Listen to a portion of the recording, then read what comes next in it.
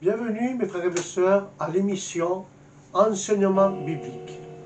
Et aujourd'hui, nous allons parler de cet enseignement de l'onction de la colombe qui représente le Saint-Esprit. L'onction de la colombe. Et dans cet enseignement qui est fait et qui est composé en 3 parties, l'heure de décision basée sur le livre La bête ou l'agneau se concentre sur les conclusions indéniable qui est la suivante.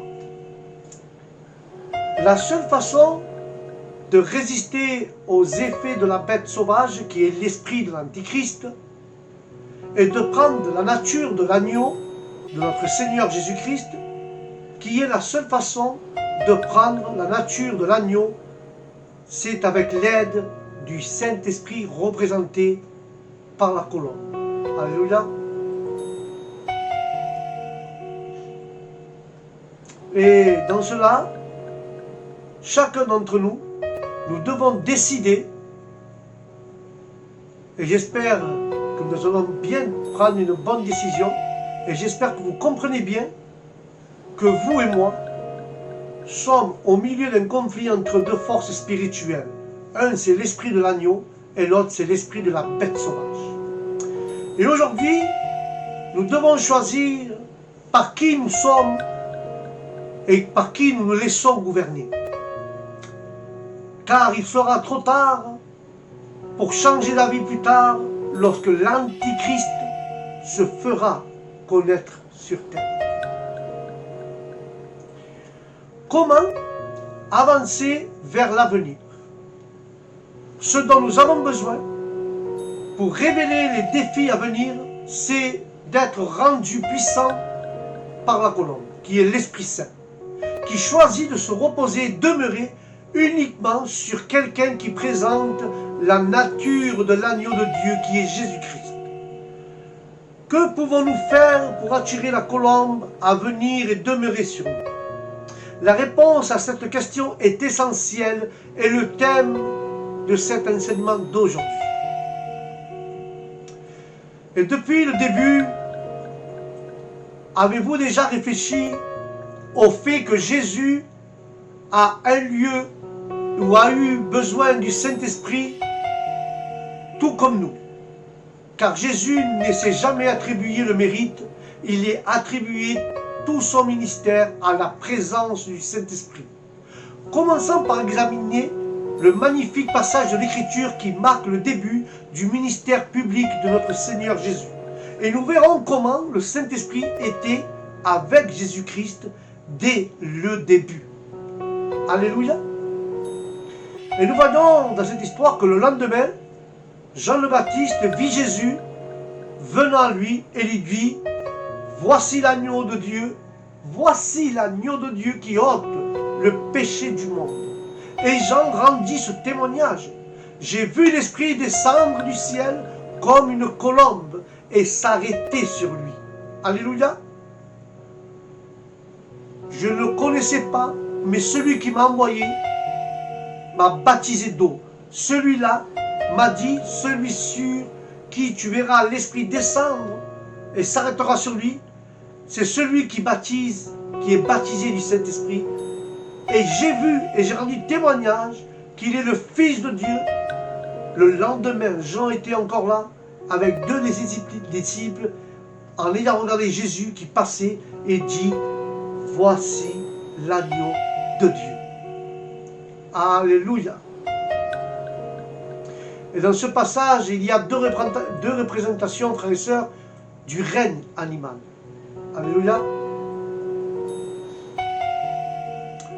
Jésus est représenté comme l'agneau de Dieu. Et le Saint-Esprit est représenté comme la colombe. Une colombe descendante, une belle représentation de l'Esprit de la vérité. Alléluia. Et nous pouvons remarquer aussi que Dieu a donné à Jean une double révélation. La colombe qui descendait et resterait sur lui. Que cherche la colombe? Alors que la colombe descendait sur la foule, ce jour-là, que cherchait-elle, la colombe? L'agneau? Elle cherchait l'agneau? Que cherchait la colombe? Et aujourd'hui, qu'est-ce qu'elle cherche, la colombe? Aujourd'hui, elle cherche la nature de l'agneau. La colombe cherchait l'agneau de Dieu. Et aujourd'hui, la colombe cherche la nature de l'agneau sur nous, la nature de Jésus qui vit en nous. Le Saint-Esprit se pose sur nous parce qu'il cherche l'agneau, celui-là que l'agneau habite en nous, qui est Jésus. Si nous cultivons la nature de l'agneau, le Saint-Esprit nous trouvera et descendra sur nous et restera sur nous. La nature d'un agneau présente 3 caractères bibliques: la pureté, la douceur, l'humilité et le sacrifice, et une vie donnée. Lorsque le Saint-Esprit trouve cette nature chez une personne, c'est là qu'il choisit de s'installer et il dit: restez, frères et sœurs. Alléluia. Et là, nous voyons qu'il approuve. Il n'approuve pas l'arrogance, l'égoïsme, le vantardisme ou l'agressivité. Ce sont des caractères de la nature de la bête, ça. Mais la colombe, elle reste. Elle est extrêmement importante pour nous de voir que la colombe est descendue sur Jésus, mais qu'elle est aussi restée sur lui. Jésus n'a jamais dit ou fait quoi que ce soit qui aurait pu effrayer la colombe. Dans la nature, la colombe est un oiseau timide et facilement effrayé. De la même manière, le Saint-Esprit, qui est représenté par la colombe, est également très sensible et timide. Si nous disons et faisons des choses qu'il n'est pas et ne fait pas, des choses qui le chagrinent, il partira, il prendra ses ailes et s'envolera. Nous ne devons pas attrister le Saint-Esprit. Voyons ce que disent les Écritures qui attirent ou repoussent la colombe. Qu'il ne sorte de votre bouche aucune parole mauvaise, mais s'il y a lieu, quelques bonnes paroles qui servent à l'édification et communiquer une grâce à ceux qui entendent. N'attristez pas le Saint-Esprit de Dieu par lequel vous avez été scellés pour le jour de la rédemption. Et que toute amertume, toute animosité, toute colère, toute clameur, toute calomnie, toute espèce de méchanceté disparaisse du milieu de vous. Alléluia. Que tout cela doit disparaître au milieu de nous. Alléluia. La méchanceté, l'anisopsité, tout doit disparaître. Toutes les mauvaises choses doivent disparaître. Alléluia. Et je vous pose une question. Quels sont les comportements qui attirent le Saint-Esprit?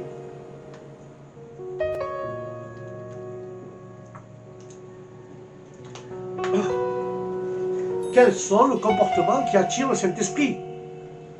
Car les paroles malsaines, l'amertume, la colère, la clameur et la calomnie, tous ces comportements sont contraires à la nature de l'agneau. Quelles sont les qualités qui attirent le Saint-Esprit? La bonté, la tendresse, le pardon mutuel. Vous voyez, quand il ne trouve pas la nature de l'agneau, il ne peut pas rester. Mais la clé pour avoir la présence permanente du Saint-Esprit avec nous est de cultiver la nature de l'agneau. Alléluia. Car le Saint-Esprit est une personne très importante. Alors que la colombe descend sur vous, et moi, est resté, excusez-moi, la colombe descend sur moi et doit rester sur moi. Nous devons permettre que la colombe reste sur nous et nous permettons pas de prendre la nature nous permettant de prendre la nature de l'agneau. Alors là, la colombe descend et reste sur nous. Il est utile que nous comprenions mieux qui est réellement cette promesse du Père et le Saint-Esprit. Le premier et le plus important faisant concernant que le Saint-Esprit est-il une personne? Bien sûr, le Saint-Esprit, c'est une personne très importante. Il est absolument essentiel que le croyant comprenne cette vérité. Il n'a pas seulement une influence, une doctrine ou une abstraction théologique, non. Il est absolument essentiel que tous les croyants comprennent cette vérité. Le Saint-Esprit est une personne aussi réelle que votre propre père ou mère ou fils ou fille. Pensez-vous à lui de cette manière? Non seulement il est une personne, mais il est aussi le Seigneur, il est Dieu. Il est tout comme Dieu le Père. Il est Seigneur et Dieu le Fils, et Seigneur et Dieu le Saint-Esprit, et Seigneur. C'est pourquoi nous devons nous soumettre entièrement à lui dans un esprit de confiance et d'obéissance, car il est Dieu. Une soumission, notre soumission au Père et au Fils ne va pas plus loin que notre soumission aussi au Saint-Esprit, car les trois personnes, c'est une même nature, c'est Dieu. C'est trois natures et un même Dieu. Lorsque vous et moi, nous commençons à répandre la Seigneurie du Saint-Esprit, et nous commençons à voir dans nos cœurs la même attitude, que la révérence, que celle que nous avons envers le Père et le Fils. J'espère que nos propos contribueront à produire dans votre vie l'attitude appropriée à l'égard du Saint-Esprit. Le Saint-Esprit est Dieu. Le besoin de sensibilité, si Jésus a eu besoin du Saint-Esprit, nous aussi nous avons besoin. Rien ne peut le remplacer, il est indispensable. C'est pourquoi nous avons besoin d'une relation étroite et personnelle avec lui. Qu'est-ce que cela implique? C'est la même exigence que pour toutes les autres relations réussies, une sensibilité mutuelle. Croyez-moi mes frères et mes sœurs, le Saint-Esprit est très sensible à notre égard, mais nous devons apprendre à être sensibles en retour. J'ai écouté dans une interview que j'ai donné, qu'un garçon a donné un jour, dans un magazine chrétien, et on l'a demandé quelle était son expérience après toutes ces années de ministère chrétien. Avait-il des regrets?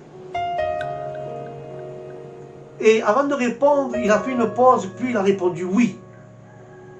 Quand je pense à ma vie chrétienne, a dit ce jeune homme, s'il y a des choses que je voudrais changer, ça serait les fois où je n'ai pas été sensible au Saint-Esprit. Voilà la réponse de ce jeune homme. Quand il repasse à sa vie chrétienne, il aurait voulu changer cette chose. Ça serait les fois où je n'ai pas été sensible au Saint-Esprit.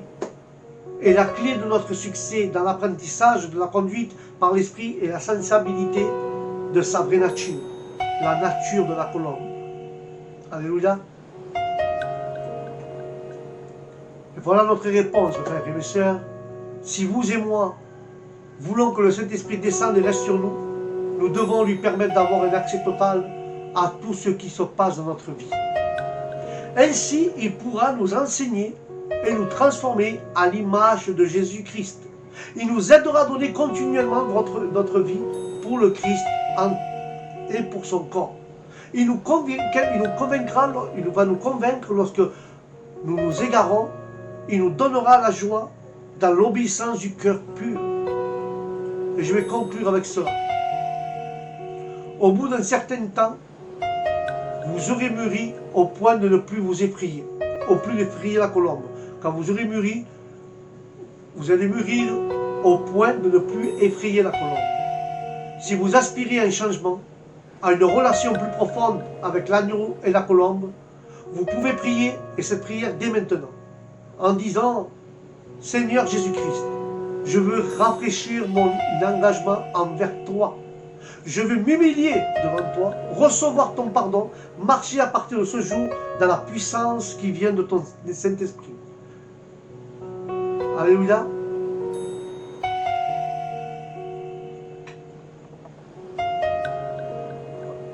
Je veux marcher à partir de ce jour dans la puissance qui vient de ton Saint-Esprit. Je veux donner, Seigneur, ma vie à chaque jour pour toi. Je donnerai ma vie en marchant dans la pureté, la douceur, en manifestant la nature de l'agneau, et que la colombe fasse naître en moi la nature de Jésus-Christ qui est l'agneau de Dieu, afin que je puisse me tenir fort et victorieux dans les jours difficiles, présents et à venir, en t'obéissant pleinement et en te servant fidèlement au nom de Jésus. Amen et Amen. C'était un petit enseignement sur la colombe qui descendit du ciel, qui est l'onction de la colombe. J'espère que vous avez compris ce petit enseignement que Dieu a mis dans mon cœur, que je puis partager avec vous, chers frères et chères sœurs. Et sur ce, je vous dis que Dieu vous bénisse, que la paix de Dieu vous accompagne où ce que vous allez. N'oubliez pas que l'onction de la colombe doit descendre et rester en nous et vivre en nous pour pouvoir nous changer, nous transformer. Nous ne devons pas effrayer la colombe, mais laissons que la colombe travaille en nous. Alléluia, que Dieu vous bénisse. Et je vous dis au prochain enseignement biblique. Shalom.